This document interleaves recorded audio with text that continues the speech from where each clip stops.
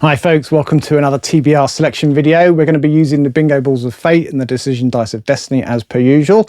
And without further delay, let us get on with it. Okay, let us make two choices from the vintage shelves. Shelf 8. Shelf 8 and shelf 11. Okay, so that's our choices from the vintage world. Right, so this is shelf 8, which is my so-called pan lozenge shelf. Okay, well let's see about, again, Dangerous Visions, and then Non-Stop, I keep meaning to read. I think the Custodians would be a good choice.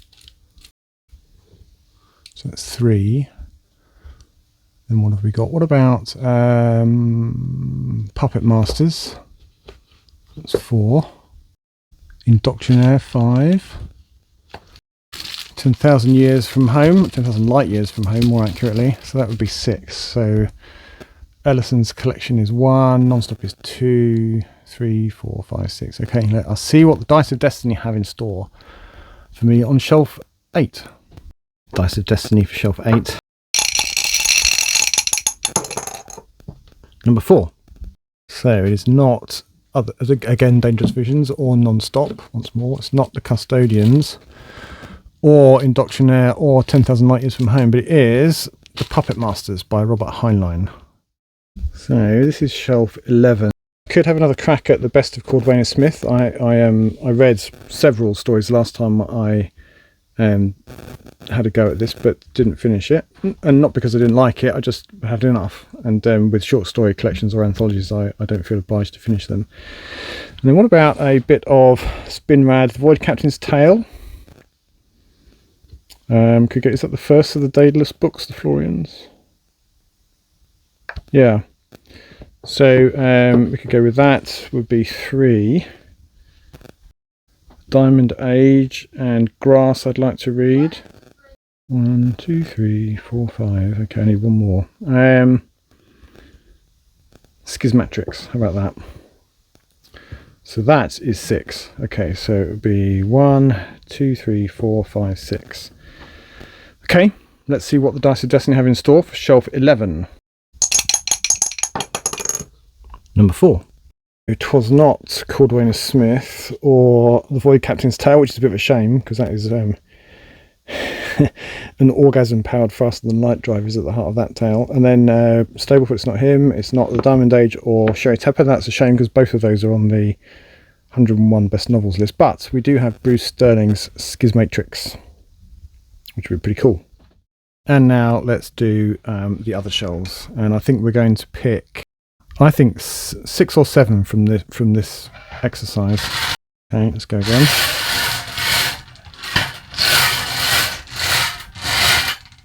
Number 36. So this is shelf 36, and I know that because it's got a little number on it now. I numbered all my shelves a few weeks back to help with this process. So let's see. These are mostly recent acquisitions, actually. So let's see. Well, I'm just going to pull all 3 of those out and those 2. So that's 5. And then we've got the Wandering Earth. I'm not going to start the Colin Greenland books, I think, because I don't yet have the second one. So these are all, I think, short story collections or anthologies, and there's a novella, obviously. Stardust is short stories, and that's short stories too, so there's a bit of short story vibe going on here. Okay, so there'll be 1, 2, 3, 4, 5, 6. Let's see what the Dice of Destiny have to say. Number 3. So it's not that one, or No More Heroes, nor is it Polaris or Stardust or The Wandering Earth, but it is The Sky Inside by Sean Williams, who's an Australian science fiction writer. So it's short stories by him. Fabulous. Number 21. Right, shelf 21's all the way down here. I'm now kneeling on the floor. So I have sort of read Usurpation, which was the 3rd in the Semiosis series, but it was on my phone. It wasn't a very satisfactory reading experience, so that can be 1. And then I think Quantum Thief, and then I would very happily read any of the Claire Norths that I haven't read. So let's see. Touch is meant to be very good. Notes from a Burning Age. How many is that? That's 5. So 1 more. I could make it I don't think I'm ready to tackle the cyberpunk short stories yet, but I could make it Watchmen. All right, so that is 1, 2, 3, 4, 5, 6. Excellent. So let's see what the dice have to say. Dice of Destiny for shelf 21. 2. Okay, so it's not Sue or Jeff or Alan or Claire, but it is The Quantum Thief by Hany Rajanamy, which I really should have read a long time ago. 33. Okay, this is shelf 33, and let's see. So I think I'm going to go with Children of God, Arcady, which is a very short novella. I'm going to go with The Collapsing Empire, bit of space opera from Mr. Scalzi, and then I've read Annihilation but not Authority, so that's 4. To Be Taught If Fortunate, that can be number 6, and then after that I think I'm going to go with another Hutchinson, so that's 1, 2, 3, 4, 5, 6. Okay, let's see what the dice have to say for shelf 33. Number 1. All right, number 1 then. So it's not Hutchinson 1, it's not Scalzi or Vandermeer or Hutchinson 2, nor is it Chambers, but it is Children of God, which is the sequel to Sparrow, of course, which I did actually quite enjoy. 54. This is shelf 54, I think. Let's have a see. Yeah. It is a bit dingy in this corner, so you have to forgive the lighting. I think I'm going to go with Cowl by Asher. I haven't read much Asher recently. I read the first few of his polity books, but it's been ages and I've got a bunch of them. So Cowl, I think, is a standalone book. I'm going to go with Nova War, which is the first of the Ujima Flip trilogy. I forget what it's called now, never mind. That one anyway, it's the first one. And then Seasons of Plenty, which is the sequel to Take Back Plenty. And then The Snow Queen by Jane D. Vinci. And then I think we could go with Permanence by Carl Schroeder. So how many is that? 1, 2, 3, 4, 5. I need one more. I don't know if you can even see down there. We could go with Queen of Angels by Greg Bear, or The Passage by Justin Crane. I'm going to go with The Passage. Been meaning to read that for ages. So that's 1, 2, 3, 4, 5, 6. That'll do for now. Okay, let's see what the dice have to say. Okay, so number 6. It's not The Cowl or Nova War or Seasons of Plenty. It's a shame. Not The Snow Queen or Permanence, but it is The Passage. Fantastic. 41. And then this is shelf 41 here, right at the top. So let's see. A few Ian McDonald's up here. So I could go with The Wilding and Cyber Bad Days, which are recent ones. The Wilding is recent. Cyber Bad Days, Ian McDonald himself recommended. I've read most of these Tchaikovskys. I have not read Shroud or Saturation Point. These are both fairly recent. And so how many is that? 1, 2, 3, 4. I can need 2 more. I could go with The Turing Test, which is an award-winning short story collection by Mr. Beckett. And then I need one more, so it might as well be The Dervish House. Okay, so that will be 1, 2, 3, 4, 5, 6. Okay, let's see what the dice have to say for shelf 41. Dice of Destiny for shelf 41. Number 3. It is not Chris Beckett or The Wilding or The Dervish House or either of the Tchaikovskys, but it is Cyber Bad Days, which is a short story collection. And number 16. This is shelf 16. Yeah, 16C. And actually this came up last month, I believe. So let's see if we can choose some different things. We'll start at the other end. That'll Jolt. You could do that while you're there if you haven't already. I'm actually going to give Justina Robson another crack. Silver Scream was her first novel, I think. The James Smythes that I've got, arguably the most sensible thing would be to read The Echo, which is the sequel to The Explorer. So that's 2. The Martin McGuinness, I think Gathering Evidence will probably be next. Then we've got we're in novella territory for the large part. Let's see what that is. Lincolnstein, that's a new acquisition. That's a very alternate history of the Civil War. Little Eyes I'd like to read. So there's 4. I've read The Tusks of Extinction. I've read The Man Who Would Be King. What about I've read The Push. What about Nomads? And I think where has it gone? Then we could do Project Cleo from Stephen Baxter. So that's 1, 2, 3, 4, 5, 6. Okay, let's see what the Dice of Destiny have to say for shelf 16. Number 4. So it's not Justina, beg your pardon. It's not James, nor is it Samantha or Dave or Stephen, but it is Lincolnstein by Paul Whitcover.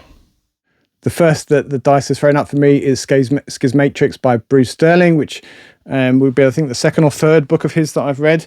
And I don't actually know what this is about. It says apparently it's a brilliant freewheeling interplanetary adventure. The Schismatrix comprises all the little republics dotted throughout the solar system. Now that Earth is trashed and melted, half derelict, smelly little republics, many of them seething with microbes. So that's the setup for it. Okay. And then we've got The Puppet Masters by Robert Heinlein, of course, a book which I know a fair bit about but haven't actually read. So this is an alien invasion, sort of invasion of the body snatchers type thing, where a symbiotic slug, alien slug, will attach itself to your back and control your every move and thought and so on. And it's the fight of humanity against those things. Should be a fairly quick read, I think.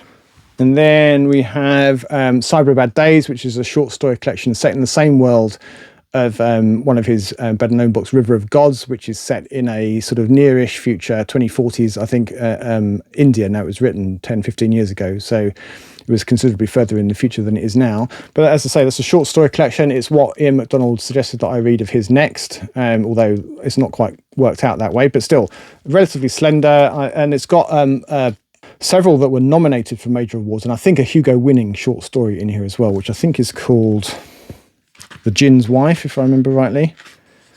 Yeah, so there's 7 stories here in here in total, and the Jinn's Wife, I believe, was the Hugo winner. So very colourful cover too. Then we got good old End of the World / I think it's either zombies or vampires. This is The Passage by Justin Cronin, and I think there are another 2 books that follow this one, equally chunky. This is, really the fattest book that I've got picked this month so far. So again, I have a vague notion of what goes on in this book, but much more than that I don't know. I know it features a young girl who has abilities. It's a pretty chunky book. It's, I don't know, it must be 600 odd pages. Let's see. 752 pages. That's by far the longest book I'll have read for quite some time, I think. But I think it's a bit of a page turner and not too challenging. So it's the kind of thing that I'll probably whip through reasonably quickly, I think. Having enjoyed The Sparrow a couple of months back, I've now got Children of God, which is the sequel, which I think involves a return trip to the planet, which was the location of much misunderstanding and death. It's pretty harrowing stuff, actually, especially towards the end of The Sparrow. So, and I think the themes continue in this one. So I don't know how much resolution there is in here. I don't know how much of it is more of the same. I don't know how much time will be spent around the dinner table. There was certainly quite a lot of that in The Sparrow, but still it'd be good to complete the set. Then we've got a hard science fiction book from 2010, The Quantum Thief, which I'm a little bit trepidatious about. I've heard it's pretty tricky reading, and it takes a while to get your eye in, as it were, to Ryan Amy's writing style. There are another 2 that follow, so if I like this one, I can read on. And this book is on the Broderick and DeFilippo 101 Best Novels. I think it's the last book in the list, in fact, because it's published in 2010, which is when the scope of the book ends.